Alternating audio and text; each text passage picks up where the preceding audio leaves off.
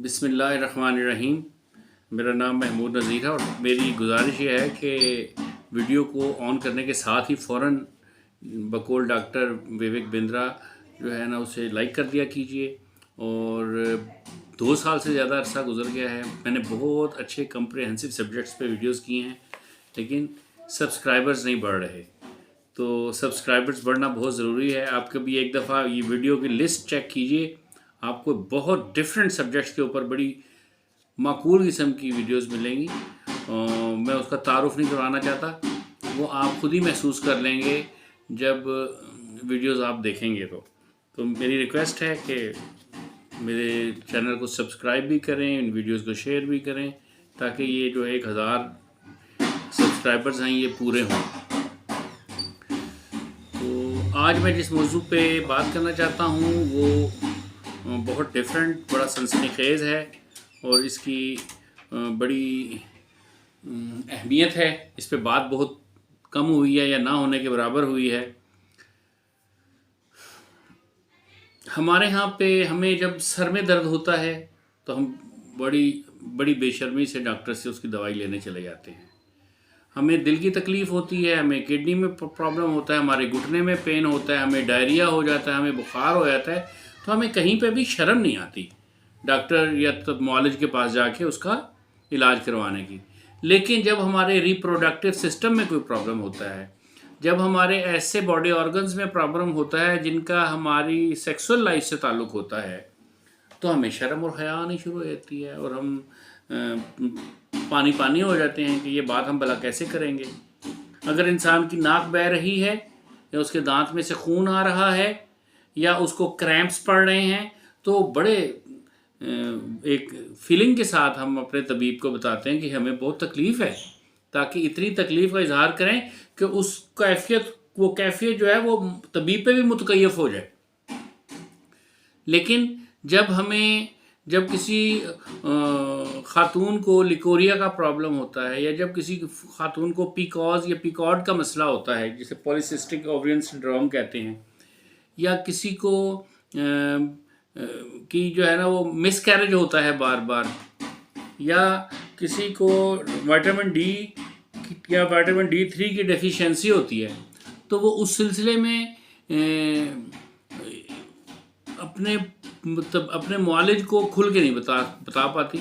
और यही हाल मर्दों का भी है कि मर्दों को जब प्रीमेच्योर एजैकुलेशन होता है या इहतलाम ज़्यादा होता है या सुरत अंजाल होता है या ज़कावत हिस्स का मसला होता है या वो उनके अंदर इमसाक कम होता है, उनका जो हकूक़ ज़ौजियत अदा करने में जो एक फ़ितरी वक्त है वो उस फ़ितरी वक्त से कम वक्त लग रहा होता है और उसकी वजह से उनको डिससेटिस्फैक्शन होती है, तो इसके इलाज के लिए हम मुआलिजीन के पास जाते हुए शर्माते हैं, टोटके इस्तेमाल करने की कोशिश करते हैं, इसकी असल रियलिटी को, साइंस को समझने की कोशिश नहीं करते, या हम फिर स्टीरॉइड्स में चले जाते हैं और स्टीरॉइड्स हमारी किडनीज़ को, हमारे स्टमक को, हमारे जॉइंट्स को, हमारे पूरे स्केल्टन को, हमारी सारे के सारे जिस्म बदन की सेहत को तबाह बर्बाद कर देते हैं।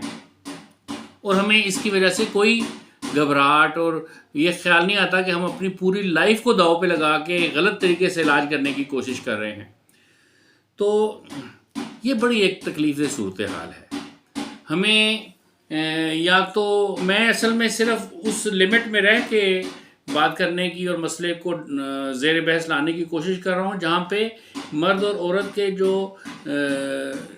इज़्ज़वाजी जिनसी ताल्लुकात होते हैं वो लेजिटिमेट होते हैं, जिनको कि हमारा दीन और हमारा माशरा निकाह के बाद जिसकी इजाज़त देता है, जो हमारे नफ्स का बुनियादी हक़ है, तो वो कैसे इम्प्रूव करने हैं उसके हवाले से बात कर रहा हूँ। इसमें कोई शिज़ोफ्रेनिया के जो पेशेंट्स हैं उनकी सेटिस्फेक्शन के लिए तो मैं कोई बात नहीं कर रहा या करना चाहता। तो ये जो हमारी ज़िंदगी का वो पहलू जिसे हम छुपाने की कोशिश करते हैं और जिसके ऊपर हम बात नहीं करना चाहते, जिसके ऊपर हम टोटके करते हैं, जिसमें हम कान में आराम से किसी को बताते हैं कि हमें ये तकलीफ़ है, या वो भी बताते हुए हम घबरा रहे होते हैं और शर्मा रहे होते हैं, हम किसी सेक्सोलॉजिस्ट के पास जाके अपने प्रॉब्लम्स बताते हुए शर्माते हैं और इसको हम अपनी बड़ी बेइज्जती और बड़ी इंसल्ट समझते हैं। तो ये मसाइल कितने संजीदा और कितने संगीन और कितने गंभीर हैं, मैंने इससे पहले भी एक जगह पे जिक्र किया था, दोबारा अर्ज़ कर रहा हूँ कि हमारे यहाँ पे जो तलाक़ों की शरह बहुत ज़्यादा बढ़ गई है, उस पर जो इश्यूज़ बयान किए जाते हैं, स्टोरी बिटवीन द लाइन ये है कि असल इश्यूज़ बताए ही नहीं जाते। औरत ये नहीं बताती कि ये मर्द मेरे लिए फ़ारिग है, ये मेरे किसी काम का नहीं है। इसके अंदर वो मेरी ख्वाहिश पूरी करने के लिए जो इसके अंदर एक मर्दाना सलाहियत होनी चाहिए, उससे ये महरूम है। हुज़ूर सल्लल्लाहु अलैहि वसल्लम के पास एक औरत आई और उसने आके कहा, हुज़ूर ये जिससे मेरा निकाह हो गया, मैं इसके साथ रहना नहीं चाहती। और एक कपड़े का रुमाल जो है वो बना के उन्होंने बताया कि इसका तो उज़्वे तनासल बिल्कुल इस तरह से, मतलब एक जैसे छिछड़े की तरह है और ये मेरे काबिल नहीं है। तो वो तो नहीं शर्माई उस वक्त ये बात करते हुए। लेकिन हमसे जब हमारे यहाँ पे जब बच्ची से बात की जाती है तो हमारे माशरे के जो सोशल नॉर्म्स हैं वो कुछ इस तरह के हैं। वो कहते हैं सास अच्छी नहीं है, शोहर तवज्जो नहीं देता, मेरे पे जादू करने की कोशिश की जा रही है, मुझसे बहुत काम करवा रहे हैं, मुझसे इस तरह कर रहे हैं, ये हो रहा है। ये नहीं बताते कि हम एक डिससेटिस्फाइड लाइफ गुजार रहे हैं, एक इज़्दिवाजी डिससेटिस्फाइड लाइफ गुजार रहे हैं।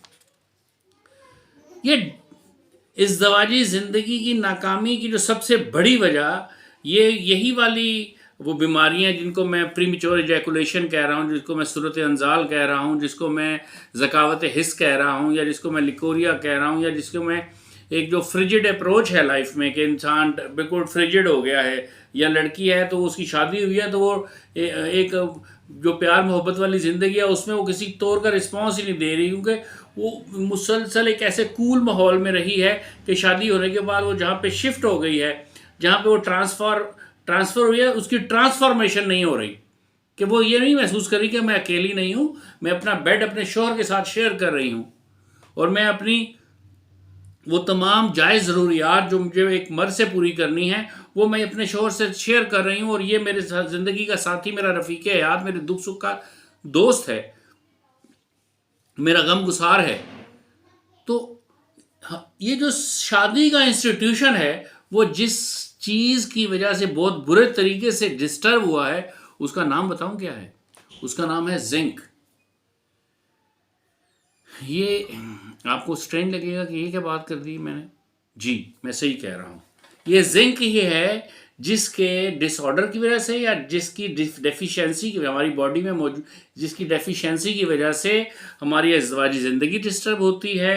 औरतों के साथ बहुत सारे पोशीदा ख़वातीन के मसाइल जो हैं वो पैदा होते हैं, जिसकी वजह से औरतों के साथ साथ मर्दों में प्रीमेच्योर एजैकुलेशन का मसला होता है, स्पर्म की क्वांटिटी जो है उसके कम होने का मसला होता है, स्पर्म्स की मोटिलिटी जो है वो कंप्रोमाइज़ होती है, और इमसाक यानी कि जो फितरी हुकूक ज़ौजियत अदा करने का जो फितरी वक्त है वो कंप्रोमाइज़ होता है, जिसकी वजह से इंसान को जो उज़्वे तनासल में जो इंतशार जिसे हम इरेक्शन कहते हैं वो इरेक्शन जो है वो कम हो जाता है, जिसकी वजह से हमारे जो सेक्सुअल ऑर्गन्स हैं उनकी हेल्थ कंप्रोमाइज़ होती है। वो असल में एक चीज़ की डेफिशिएंसी है जिसकी वजह से होती है, और उसको जिंक मिनरल कहते हैं। जिंक एक बेसिकली तो ये एक मेटल है, लेकिन ये इसके साथ साथ एक मिनरल भी है, और इसका एटमी नंबर जो है वो 30 है। जिंक को ट्रेस मिनरल भी कहते हैं क्योंकि ये बहुत ही मामूली मिकदार में इंसान को चाहिए होता है। ये मर्द और औरत को एवरेज 9 से 13 मिलीग्राम के दरमियान जो एक दिन में चाहिए होता है, और इसकी मिकदार जो है वो है तो बहुत थोड़ी सी, लेकिन कमाल की बात यह कि हमारा जिस्म जो है ये वाला मिनरल ख़ुद से बनाता नहीं है, और ये हमें अपनी खुराक से लेना पड़ता है। और हमें ये मालूम होना चाहिए कि किस चीज़ में जिंक मौजूद है, और जिंक ताकि हम अपनी इस बुनियादी रिक्वायरमेंट को पूरा कर सकें। आम तौर पर ये सब्जियों में नहीं पाया जाता। ये बैल के गोश्त, बकरे के गोश्त, देसी मुर्गी और देसी मुर्गी के अंडों में पाया जाता है। इसके अलावा ये गाय की कलेजी और गुर्दों में भी पाया जाता है। जिंक बादाम, अखरोट, अलसी और कद्दू के बीज में भी काफ़ी मिकदार में पाई जाती है।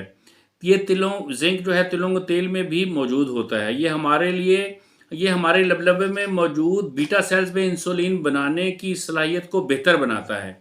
ये हमारे इंसुलिन में, हमारे पैंक्रियाज में, लबलबे में इंसुलिन को स्टोर करने, प्रोड्यूस करने और इसको रेगुलेट रखने में और एज ए स्टेबलाइजर काम करने में, इनकी इसकी मिकदार बढ़ जाए तो उसको कम करने में और कम हो जाए तो उसको बढ़ाने में मेन रोल अदा करता है। हर वो शख्स जो कि शुगर का मरीज़ होता है, तो शुगर के मरीज़ होने से पहले उसके अंदर जिंक की डेफिशिएंसी पैदा होती है। इसीलिए जो शुगर के पेशेंट होते हैं उनके अंदर क्योंकि जिंक की मिकदार जो है डेफिशिएंसी कमी हो गई होती है, तो उसको खाने में दवाइयों के साथ सप्लीमेंट के तौर पे जिंक भी ज़रूर दिया जाता है। जिंक, और कमाल की बात यह है कि जिंक की कमी को जांचने का कोई साइंसी तरीका लेबॉर्ट्री में नहीं है। ये किसी तौर पे भी आपके खून या पेशाब के टेस्ट से इसके ट्रेसेस नहीं मिलते, इनके अमूमन नहीं मिलते। गालिब मोस्ट प्रोबेबली ये पता नहीं चलता कि हमें जिंक की डेफिशिएंसी हो गई है कि नहीं, क्योंकि इसमें कोई ऐसी काबिल ज़िक्र मिकदार मौजूद ही नहीं होती। नहीं, असल में होता यूँ है कि जिंक का जो बुनियादी काम है वो इंसान के जो सेल्स हैं, बॉडी के जो सेल्स हैं, उनके अंदर उसका काम होता है। और उसके अंदर काम वो भी डीएनए के सिंथेसिस और आरएनए के सिंथेसिस में अहम रोल अदा करता है। ये एटीपी के फेल को बेहतर बनाता है। एटीपी कहते हैं एडिनोसाइन ट्राइफॉस्फेट को। अच्छा, इसके अलावा ये दिमाग में जो हिपोकैम्पस एक जगह होती है, जिसे छोटा सा एक पोर्शन होता है, उसे हिपोकैम्पस कहते हैं। उस हिपोकैम्पस में वो हमारा जो कॉग्निटिव जो मेथड है, मतलब जो हम सोच विचार करते हैं, जो हम फोकस करते हैं, जो हम गौर करते हैं, हमारे दिमाग में जो नतीजा अखज़ करने की जो सलाहियत होती है, और वो सारी की सारी वो, इसके अलावा जो हमें जो डोपामाइन हिट मिलती है, हमें जब किसी चीज़ का मज़ा आता है तो उस वक्त जो एक ख़ास किस्म का हमारे न्यूरॉन्स ट्रांसमीटर्स एक ख़ास किस्म का केमिकल रिलीज करते हैं जिसे हम डोपामीन कहते हैं, वो ये उस डोपामीन के लेवल को बेहतर करता है। और जो इसके अलावा वो तमाम जो डिप्रेशन होता है, हमें उस डिप्रेशन को, जिसे हम कॉर्टिसोल लेवल कहते हैं हमारे हिपोकैम्पस का, वो उसको जब हम बहुत ज़्यादा डिप्रेस होते हैं तो हमारी कॉर्टिसोल लेवल जो है ये बढ़ जाता है और डोपामिन लेवल कम हो जाता है। तो जिंक जो है हमारा जो हिपोकैम्पस जो दिमाग का पोर्शन है, वो और उसके जो न्यूरॉन्स हैं और उसके जो ट्रांसमीटर्स हैं वो लोडेड होते हैं जिंक के साथ। और जिंक की बगैर हमारा जो हिपोकैम्पस है वो प्रॉपर तरीके से काम नहीं कर सकता। हमारे मूड्स में जो स्विंग्स होती हैं, जो मूड हमारा तब्दील, कभी गुस्सा, कभी अच्छा लग रहा होता है, कभी प्यारा लग रही होती है, कोई बात शेर बहुत अच्छा लग रहा है, तो ये जो शेर बहुत अच्छा किसको लग रहा है? गुर्दे को, पिपड़े को, दिल को नहीं। ये जो हमारा हिपोकैम्पस है, इसके अंदर एक ख़ास किस्म की डोपामिन फीलिंग आती है और उस फीलिंग को सेंस करने में और उसको रेगुलेट करने में और उसको स्टेबलाइज रखने में सबसे इम्पोर्टेंट काम जिंक का ही है, जिंक मिनरल का ही है। जीएमओ फूड्स के इस्तेमाल से इंसान में जिंक की कमी वाक़या हो जाती है।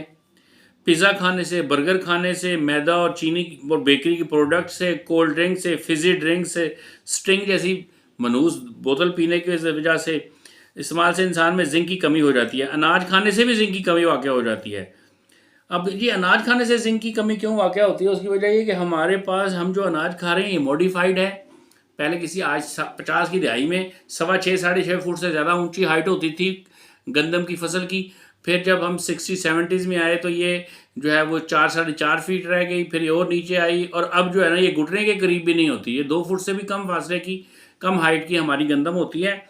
ये हमने जेनेटिकली इम्प्रूव कर लिया हुआ है सीड को, और फिर उसकी बुनियाद पे हम जो अब हासिल कर रहे हैं गंदम या और इस तरह के जो अनाज है, मिलेट्स हैं, वो सारे के सारे इस तरह के हैं जो कि जेनेटिकली मॉडिफाइड हैं। और उनको मॉडिफाइड करने के बाद जब हम उनका आटा बनाते हैं तो उस आटे में से हम बहुत सारी अहम तरीन चीज़ें जो उसके इंग्रेडिएंट, कुदरती इंग्रेडिएंट्स होते हैं, वो निकाल लेते हैं। और उनमें एक चीज़ होती है जिसे हम हाइफेट कहते हैं। ये जो हाइफेट होते हैं, फाइटेट्स कहते हैं। फाइटेट्स जो होते हैं ये बुनियादी तौर पे एक फास्फोरस के कुछ कंपाउंड्स होते हैं जो किसी भी पौधे में उसके अंदर बाहर से या अंदरूनी तौर पर हमला करने वाले मुख्तलिफ प्रीडेटर्स जो होते हैं, जो शिकारी होते हैं, उनसे लड़ने के लिए और उनको शिकस्त देने के लिए एक फितरी नेचुरल डिफेंस का मैकेनिज्म होता है, जिसमें फाइटेट जो कि फास्फोरस के डिफरेंट कंपाउंड्स होते हैं वो अहम रोल अदा करते हैं। जब हम किसी भी ग़िज़ा, ख़ास तौर पे जो हम अनाज में से जब हम बहुत सारी चोकर निकाल लेते हैं, मैदा निकाल लेते हैं, सूजी निकाल, बहुत सारी चीज़ें जब निकाल रहे होते हैं तो उसमें फाइटेट्स जो होती है उसकी मिकदार तनासुब बढ़ जाता है, और जब वो बढ़ जाता है और जब हम उसको खाते हैं तो खाने के बाद हमारी बॉडी में भी वही काम करता है वो। और ये इसको एंटी न्यूट्रिएंट्स भी कहते हैं। ये क्या करता है, ये यूँ समझता है कि जो आयरन है ये बाहर से कोई इन्वेडर है, ये बाहर से किसी ने मेरी बॉडी पे हमला कर दिया और इसको मैंने अब न्यूट्रलाइज कर देना है।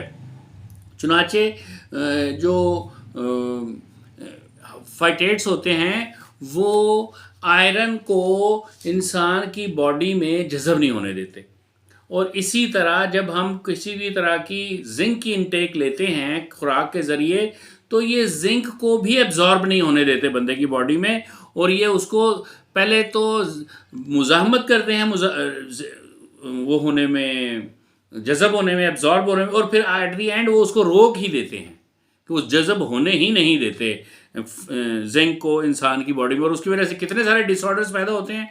इस सिलसिले में एक बात बहुत ज़िम्मेदारी से समझ जाएं कि 1000 से ज़्यादा डिफरेंट केमिकल रिएक्शंस जो हैं वो जिंक के बगैर इंसान की बॉडी में हो ही नहीं सकते। ये जो हम कहते रोना रोते हैं ना, हमें विटामिन सी की कमी हो गई, विटामिन सी चाहिए, तो विटामिन सी भी उस वक्त तक काम नहीं करता जब तक कि विटामिन सी के साथ जब तक कि इंसान की बॉडी में जिंक की प्रेजेंस ना हो। जिंक की प्रेजेंस हो तो उसके साथ मिलकर ये केमिकल रिएक्शन करता है विटामिन सी। और एक और बात समझ जाइए कि दुनिया में 2.5 अरब से यानी कि 250 करोड़ से ज़्यादा इंसान हैं जो कि जिंक की डेफिशिएंसी का शिकार है। ये बहुत ही संगीन मसला है। अच्छा, इसके साथ साथ ये कि जिंक की भारी मिकदार ये जो है ना हिप्पोकैम्पस में पाई जाती है, और जिंक की कमी को सिर्फ अलामतों से पहचाना जा सकता है।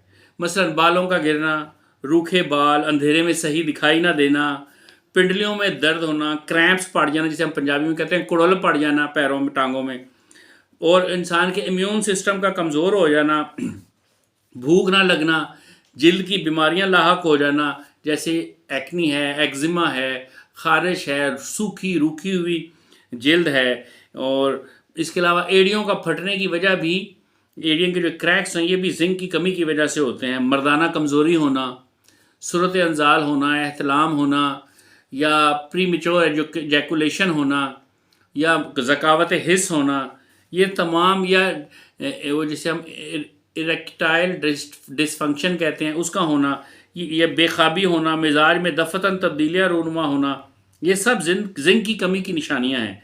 जिंक एक को फैक्टर है, ये 200 से ज़्यादा एंजाइम्स के साथ मिलके रिएक्शन करता है। अगर ये ना हो तो वो 200 एंजाइम्स इंसान की बॉडी में रिएक्शन ही ना कर पाएँ। अच्छा, इसके अलावा जिंक एनर्जी बूस्टर भी है। जिंक की कमी की वजह से इंसान में लो लिबिडो का शिकार हो। लो लिबिडो किसे कहते हैं कि एक शख्स है, वो शादीशुदा है, उसके दिल के अंदर अर्जी नहीं पैदा होती कि वो अपनी बीवी के साथ कुर्ब करे। वो बस ऐसी फ्रिजिड रहता है। फ्रिजिड से मुराद वो बिल्कुल ठंडा है, वो अपनी ज़िंदगी के आम मसाइल में मसरूफ़ है, उसके अंदर जो सेक्सुअल अर्ज है वो 2 महीने बाद भी पैदा नहीं होती। और यही कैफियत जो है वो औरत के साथ भी होती है कि वो शादी तो उसकी हो जाती है, वो किसी की बीवी तो बन जाती है, लेकिन जैसे रात को सोते वक्त तहज्जुद पढ़ने के लिए रात को उठ के तहज्जुद पढ़ने के लिए आधी रात को औरत वज़ू करके और बुक्कल लपेट के मुसल्ले पे खड़ी होती है, वो इसी तरह ही होती है। वो किसी तरीके से भी अपने शोहर को प्लीज़ करना नहीं चाहती, वो चाहती है कि इसकी भी मेरी तरफ तवज्जो ना हो। इसको ये जो लिबिडो जो है, ये इंसान के अंदर जो सेक्स के जज्बे के उभरने की सलाहियत और ख़ूबी में जो कमी वाक़या होती है उसे लो लिबिडो कहते हैं। ये लो लिबिडो जो है, ये लो लिबिडो भी जिंक की कमी की वजह से ही पैदा होती है। मर्दाना भांजपन की भी ये अहम वजह है। ख़वातीन में जिंक की कमी जिंक की मौजूदगी के बगैर ओवरी में एग सही अंदाज में नशोनुमा नहीं पाते। तमाम आज़ाए रईसा में दिल एक वाहिद उज़्व है जो मुसलसल पैदा होने के साथ से लेकर मुसलसल मौत तक जो इंसान का बॉडी ऑर्गन हरकत करता रहता है, वो हार्ट है, दिल है। और दिल यूँ समझे कि ये जिंक का ही बना हुआ होता है, ये जिंक का ही कमाल है जो वो चल रहा होता है। ये भी जिंक का ही करिश्मा है। जिंक की कमी की वजह से इंसान का हाफजा कमज़ोर हो जाता है। वो तमाम ग़िज़ाएँ जिनमें जिंक मौजूद होता है मर्दाना ताकत में इजाफा करती हैं। ऐसी ग़िज़ाओं का मुस्तकिल इस्तेमाल इंसान को बूढ़ा नहीं होने देती। और इसके साथ साथ ये कि जब हम अपनी डाइट से, अपनी खुराक से सही तौर पे नहीं ले पाते जिंक, तो फिर हम जिंक सप्लीमेंट्स लेते हैं, जिसमें मुख्तलिफ़ किस्म के सप्लीमेंट्स होते हैं, वो हम इस्तेमाल करते हैं। लेकिन जिंक का सप्लीमेंट अगर इंतहाई हालात में लेना पड़ भी जाए तो ये समझ जाएं कि उसके साथ और भी कुछ केमिकल्स होते हैं जो हमारी बॉडी में अपने साइड इफ़ेक्ट्स भी छोड़ते हैं। और वो फिर प्योर, नेचुरल, फ्रेश, कुदरती अल्लाह की तरफ से तख्लीक किया हुआ नहीं होता। वो एक आर्टिफिशियली हमने जिंक को किसी तरीके से कंटेन किया होता है किसी कैप्सूल या किसी पिल में। तो वो जब हम लेते हैं तो वो कुछ ना कुछ तो पूरी करती है जिंक की कमी, लेकिन वो जो नेचुरली पूरी करनी चाहिए वो नहीं कर पाती वो। और फिर डॉक्टर ये भी कहते हैं कि जब आप जिंक लें तो जिंक की कोई सप्लीमेंट लें तो उसके साथ आप किसी ना किसी और विटामिन और किसी ना किसी और मिनरल, यानी मैग्नीशियम हो गया या कैल्शियम हो गया, ये भी साथ में ज़रूर लें, उसका कम्बिनेशन में इसको लें। अच्छा, ये मैंने जैसे बताया कि फाइटेट्स जो है ना वो गंदम और सब्जियों में पाई जाती है जो कि जिंक को जिस्म में जज़ब होने से रोकता है। इसलिए जब भी कभी गोश्त खाएं, गोश्त जिसमें कि जिंक होता है, बड़े के गोश्त में स्पेशली, झींगे में जिंक बहुत ज़्यादा होता है, केकड़े में जिंक होता है। ये जो जितनी भी शेल फिश है ना, इन शेल फिश यानी कि वो जो शेल के अंदर होती है अपने, जैसे केकड़ा है, जैसे कि वो अपना झींगा है, श्रिम्प्स वगैरह, इनके अंदर जिंक बहुत रिच होता है। और ये इसलिए हमारे लिए बहुत अच्छा है कि इसको खाने के बाद जो जिंक प्रोड्यूस होता है और जो हमारे बॉडी का हिस्सा बनता है वो बहुत बेहतरीन तरीके से जिंक की रिक्वायरमेंट्स को हमारे जिस्म में पूरा करता है। ये जिंक ही है जिसकी वजह से हमारे कद के बढ़ने में सबसे अहम किरदार जिंक ही अदा करता है। आंतों की सोजिश को कम करता है। मैदे के अल्सर की बड़ी वजह भी जिंक की कमी है। इंसानी जिस्म की 10% प्रोटीन्स का इन्हिसार जिंक पर है। लोअर्ड इम्यूनिटी, प्रोस्टेट, टेस्टोस्टेरोन और स्किन के प्रॉब्लम्स, ये सब जो है ना जिंक की डेफिशिएंसी की वजह से ही होते हैं। यानी कि हमारी जब इम्यूनिटी कंप्रोमाइज़ करती है, जब हमारे यहाँ पे टी सेल्स सही तरीके से काम नहीं करते, मैं आगे चल के उसकी बात करता हूँ। इंसुलिन की प्रोडक्शन में भी जिंक बहुत अहम किरदार अदा करता है। जिंक एक बहुत ताकतवर एंटीऑक्सीडेंट है। एंटीऑक्सीडेंट का मतलब यह है कि हमारे बॉडी में बहुत सारे फ्री रेडिकल्स होते हैं जो कि यूँ दूसरे लफ्ज़ों में यूँ समझें कि वो ऑक्सीडेंट होते हैं। और ऑक्सीडेंट होने का मतलब यह है कि उनके अंदर ये सलाहियत होती है कि वो कैंसर को डेवलप कर सकते हैं। तो जिंक इस तरह का एक कमाल का मिनरल है कि जिंक जो फ्री रेडिकल्स होते हैं इनको न्यूट्रलाइज कर देता है और ये बहुत ताकतवर और मुनफरद तरीन एंटीऑक्सीडेंट है। जब मैदे में खुराक को हजम करने वाला तेज़ाब कम बनता है तो इस वजह से भी इंसान को जिंक की कमी हो जाती है। इनके कुदरती तौर पे कुछ जूसेस बनते हैं जो एसिड होते हैं हमारी बॉडी में, मैदे में खाना खाने से पहले।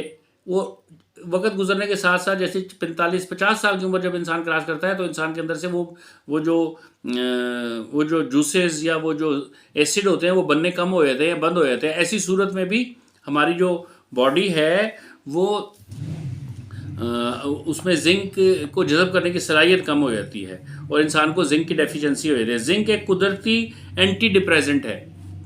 यानी कि हम जो बहुत सारे एंटी डिप्रेसेंट लेते हैं ना, अगर हम ऐसा फूड लें जिसमें हमें पता होगा किस चीज़ में नेचुरली जिंक की मिकदार मौजूद है और हम अपनी उस रिक्वायरमेंट को, उस डिमांड को मीट कर लें जो हमारी बॉडी की है, तो हम डिप्रेशन में ही नहीं जाते।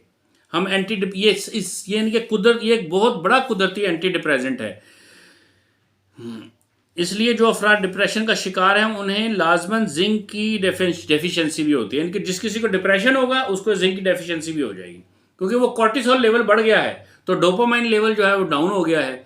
डोपामाइन लेवल डाउन कब होगा? जब आपके पास जिंक की डेफिशिएंसी होगी।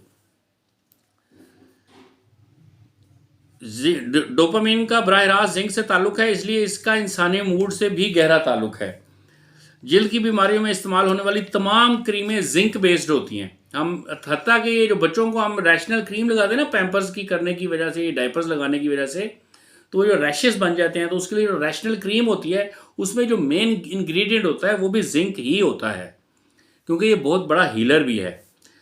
एक और बीमारी ये होती है जिसे हम एलोपीजिया कहते हैं, जिसमें मुख्तलिफ पैचेस में, सर में मुख्तलिफ जगहों से छोटे छोटे पैचेस में से बाल उड़ जाते हैं, ये सर के बाल गायब। ये भी जिंक की डेफिशिएंसी की वजह से होता है। जिंक की वजह से हमारी एड़ियाँ भी जिंक की वजह से फटती हैं, और हमारे जिस्म, हमारे पैरों की उंगलियां और अंगूठों के ऊपर वो जो एक डेड किस्म की स्किन मोटी सी आ जाती है और वो बढ़ती चली जाती है, ये भी बहुत बुनियादी तौर पे जिंक की डेफिशिएंसी की वजह से ही होती है। जिंक के 7 हैरत अंगेज़ फ़वाइद जो है वो मैं आपको बताता हूँ। जैसे ये ना टेस्टोस्टेरोन को मेंटेन करने में बहुत अहम तरीन के लिए, टेस्टोस्टेरोन एक हार्मोन होता है जो कि हमारे जो कि मर्दों में जो एक जो हमारा जो सेक्सुअल सिस्टम है, जिससे हम हमारा प्रोडक्टिव सिस्टम है, रिप्रोडक्टिव सिस्टम है, उसमें ये इंसान के जो टेस्टिकल्स हैं, इनके अंदर जो मर्द के टेस्टिकल्स होते हैं, जो उन्हें हम फूते भी कहते हैं, इनके अंदर एक हार्मोन होता है जिससे टेस्टोस्टेरोन कहते हैं। इसका लेवल अगर एनरिच्ड हो, बेहतर हो, तो हमारी जो मादा मनविया कह लें या स्पर्म कह लें, इसमें ये जो स्पर्म्स होते हैं इनका काउंट भी पूरा होता है और वो बहुत ज़्यादा हेल्दी होते हैं, वो डेड स्पर्म्स नहीं होते। तो ये जो टेस्टोस्टेरोन का जो लेवल है ना, इसको मेंटेन रखने वाली सिर्फ एक ही चीज़ है और वो जिंक है। और इंसुलिन को बैलेंस करके रखने में, स्टेबलाइज करके रखने में कि ये इसकी ज़्यादा भी ना हो और ये कम भी ना हो, और ये बैलेंस रहे, जितनी रिक्वायरमेंट है उतनी ही हो, ये प्रोड्यूस भी हो और ये स्टोर भी हो हमारे पैंक्रियाज में, इसका ये काम भी जिंक ही करता है। ये सबसे अहम बात यह है कि हमारे उज़लात को, हमारे टिश्यूज़ को, हमारे पट्ठों को मजबूत बनाता है।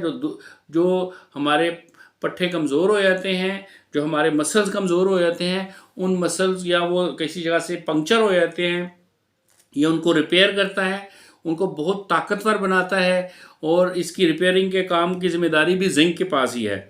और ये थाइमस एट्रोफाई एक ख़ास किस्म की बीमारी होती है जिसमें हमारा थाइमस ग्लैंड, एक यहाँ पे एक ग्लैंड होता है टाई की तरह का। आपने देखा हो कुछ लोग टाई लगाते हैं और एक बो लगाते हैं, कुछ ये बो की तरह का ही एक ख्याल फरमा लीजिए, एक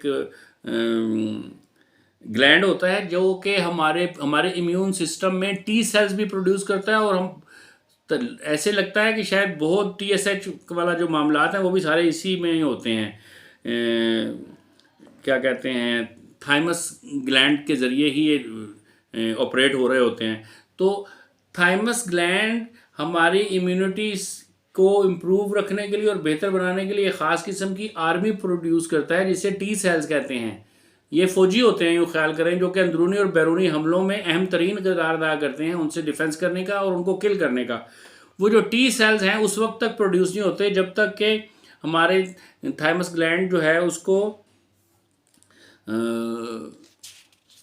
प्रॉपर तरीके से सप्लाई ना मिल रही हो जिंक की। जब जिंक की डेफिशिएंसी हो जाए तो हमारा ये जो थाइमस ग्लैंड होता है ये सिकुड़ना शुरू हो जाता है, और ये इसमें से टी सेल बनाने को ये स्लो हो जाता है, हमारी इम्यूनिटी को कंप्रोमाइज़ कर देता है। हमारे यहाँ पे जब भी हमें कोई ज़ख्म होता है, कोई बीमारी लाहक होती है, कोई वायरल अटैक होता है, तो हमारी जो रिकवरी होती है वो बड़ी लेट होती है, जल्दी नहीं होती, और हम वो डिले हो जाती है। जो हमें ज़ख्म लगते हैं तो ज़ख्म जल्दी भरते नहीं हैं, सूखते नहीं हैं आसानी के साथ।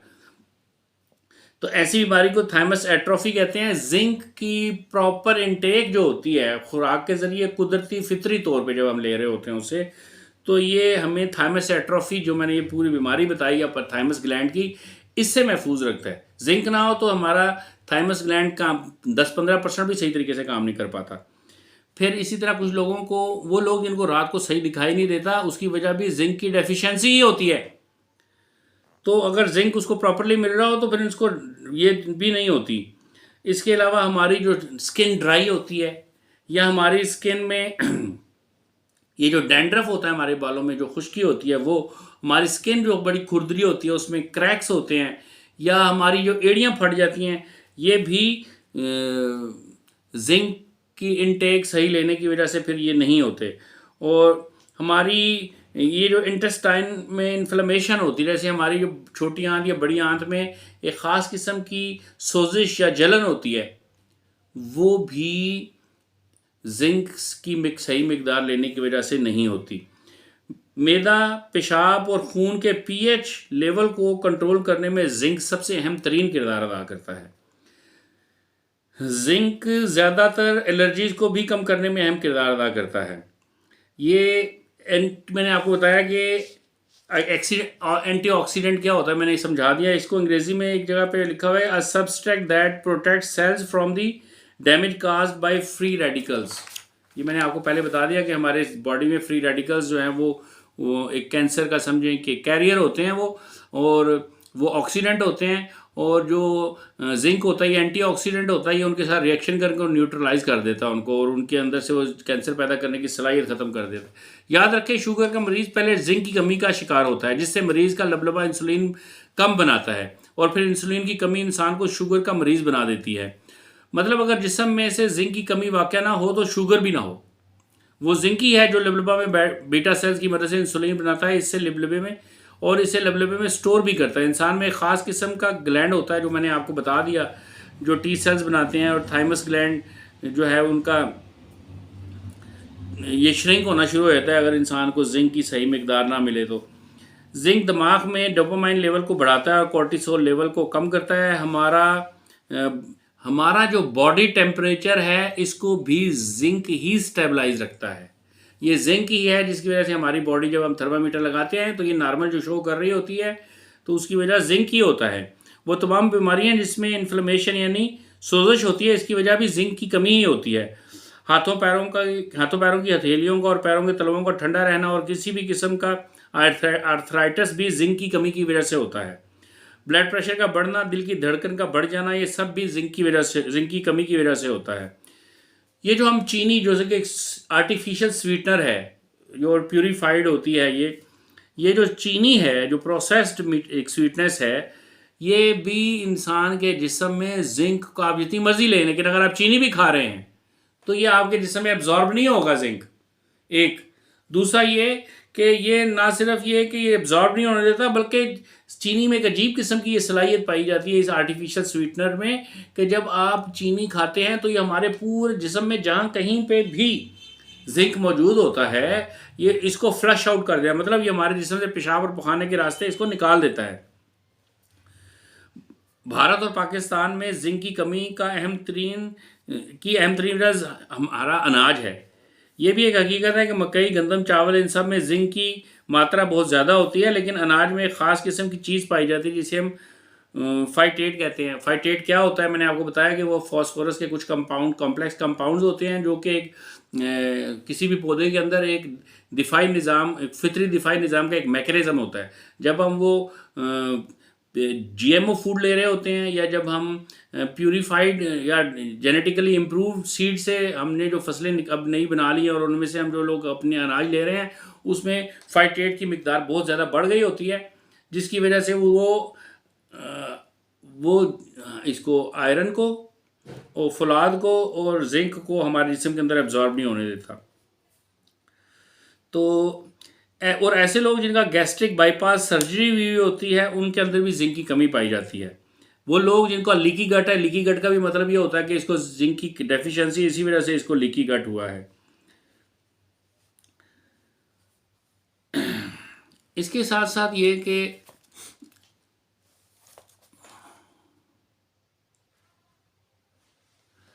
अब हम क्या करें कि हमारे जिस्म में जिंक एब्जॉर्ब भी हो और हमारे अंदर की जिंक की डेफिशिएंसी भी ख़त्म हो जाए, और हमारी जो मैरिटल सेक्सुअल लाइफ है वो भी नॉर्मल और बेहतर गुजरे।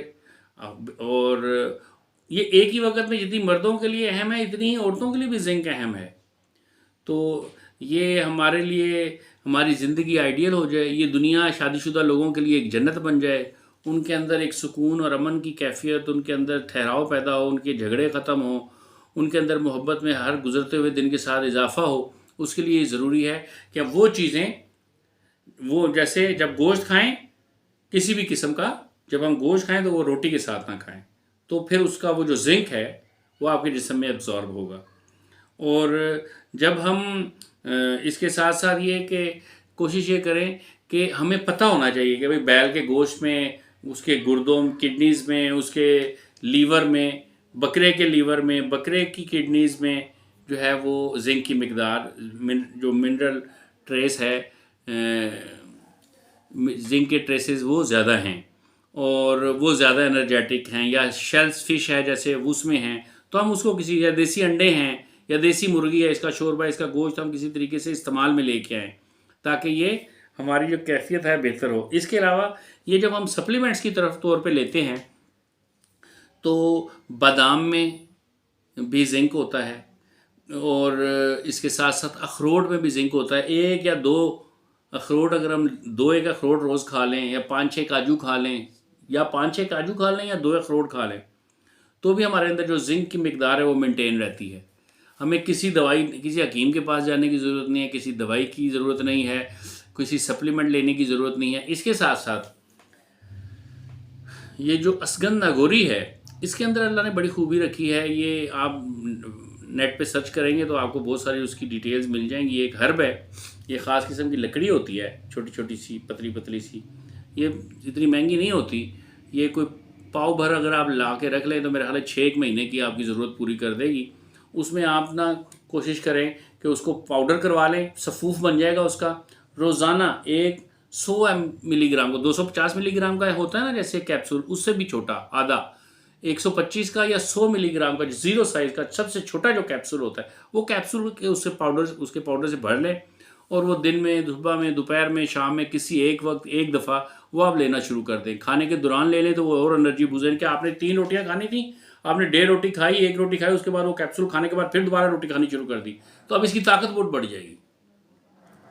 तो ये जो हमें नींद सही नहीं आती, या ये जो हम डिप्रेशन का शिकार हैं, या हमारा जो स्पर्म की क्वांटिटी ठीक नहीं है, उनकी हेल्थ ठीक नहीं है, या हमें हमारा जो इम्साक है उसमें कमी है, औरतों को के जो एग्स बनते हैं वो हेल्दी एग्स नहीं हैं, या उनको और भी जो डिसऑर्डर्स होते हैं जिंक की डेफिशिएंसी की वजह से, वो सारे दूर होना शुरू हो जाते हैं। अगर आप 3 से 4 महीने इसको मुसलसल इस्तेमाल करें तो आपकी जो डेफिशिएंसी है वो कम हो जाएगी। फिर आप एक दिन में एक दफ़ा एक कैप्सूल ले लेंगे।